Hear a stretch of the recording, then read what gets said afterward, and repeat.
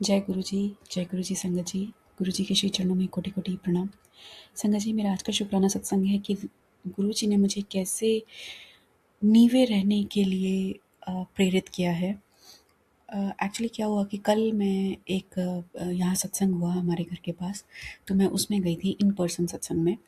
तो वहाँ पर सत्संग शेयरिंग जब होती है, पूरा गुरबानी और लंगर प्रसाद से पहले, गुरबानी के बाद लाइक आरती के बाद और लंगर प्रसाद से पहले, तो और वो लाइक हो रही थी, तो मेरा क्यों कुछ ऐसा सत्संग हुआ कि जिसमें उसी से मिलता जुलता मेरा भी सत्संग था, तो मेरा भी मन किया कि मुझे भी शेयर करना चाहिए।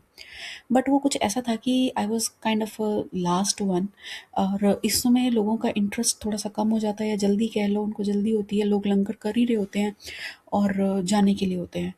और फिर एक सेवादार अंकल आते हैं और वो मुझे मुझे भी मतलब इनडायरेक्टली वो मुझे ही पॉइंट आउट कर रहे थे कि वो काफ़ी देर से वेट कर रहे थे और बात करने का उनको मौका नहीं मिल रहा था, एंड गुरु जी के वचनों पे चलना चाहिए, और ये मुट्ठी भर में रहना है तो गुरु जी के वचनों का पालन करना चाहिए, और शॉर्ट में सुना हुआ ऐसा करके। तो मुझे मैंने हँसी में उसको मैं टाल दिया, और क्योंकि सब लोग जा रहे थे तो मैंने भी प्रणाम किया गुरु जी को और मैं चल दी वहाँ से। बट मुझे अच्छा नहीं लगा। पब्लिकली एक तरीके से उन्होंने मुझे पॉइंट आउट कर दिया। बहुत ही जेनरस वे में कहा था उन्होंने।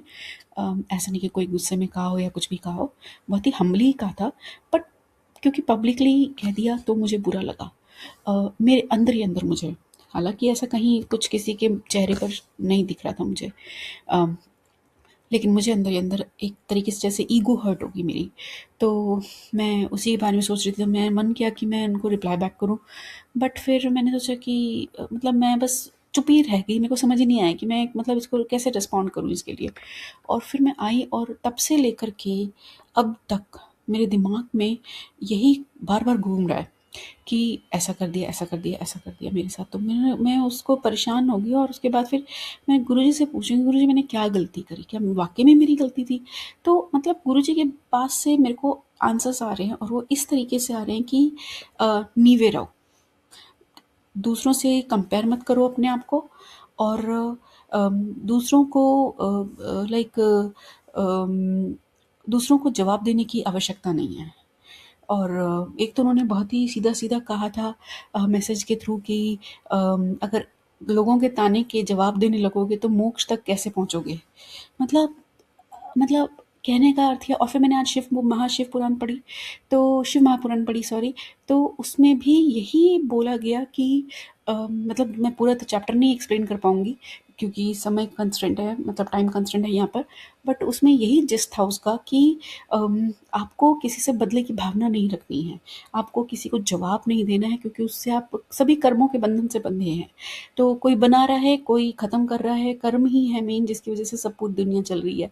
तो जस्ट थिंक कि कोई किसी का नहीं है, कोई किसी के उसको दिल पर मत लो, in like other words simple way में, और जस्ट लेट इट गो। ठीक है? उससे लर्निंग लो और आगे बढ़ो। तो ये समझाने के लिए और ये एक्सेप्ट करने के लिए कि हाँ, मेरे को आगे बढ़ना है और मुझे इसको भूलना है और मुझे सीखना है कि जो उन्होंने पॉइंट आउट किया कि गुरु जी के वचनों पे चलो और शॉर्ट में करो और ये सब करो। तो मैं उस पर पूरी कोशिश करूँगी करने की, मतलब उनको अमल करने की, अपने जीवन में लाने की, और नींवे होके रहूँगी। मैंने ये इससे लर्निंग ली है, और गुरुजी महाराज का शुक्राना है कि वो सत्संग के माध्यम से और इन टेलीपैथी के मैसेज के माध्यम से हमें समझाते हैं। तो कोटि-कोटि शुक्राना मालिक, और भूलों के लिए क्षमा करिए, और अपने श्री चरणों में सदा हमें स्थान दीजिए। उसकी प्रीति हमें दीजिए सबसे पहले, क्योंकि प्रीति होगी तो सदा हम वहीं पर ही रहेंगे, और मन से, भाव से, तन्मयता से रहेंगे। बस सब कुछ करने कराने वाले तो आप ही हो। जय गुरु जी।